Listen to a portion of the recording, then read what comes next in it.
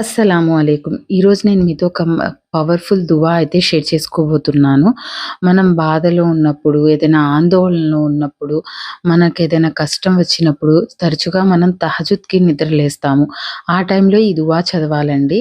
ఎవరైతే తహజుద్ టైంలో నిద్ర లేచి చదవలేని పొజిషన్‌లో ఉంటారో, ఆ టైంలో మీకు మెలకువ వచ్చినా కూడా ఈ దువా మీరు చదవండి. ఇదొచ్చేసి అబూ దావూద్ హదీస్ ద్వారా మనకు తెలుస్తుందండి.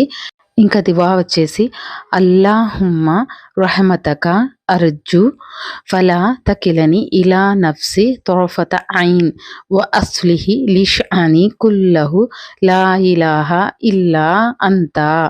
ఈ దువా యొక్క అర్థం, ఓ అల్లా, నేను నీ కారుణ్యాన్ని మాత్రమే ఆశిస్తున్నాను. కావున కనురెప్పపాటు కాలం కూడా నన్ను నా గతికి వదిలేయకు. మరియు నా వ్యవహారాలన్నిటినీ చక్కదిద్దు. నీవు తప్ప ఆరాధనకు అర్హుడెవరూ లేరు. ఈ దువా యొక్క అర్థం చూసారా ఎంత బావుందో!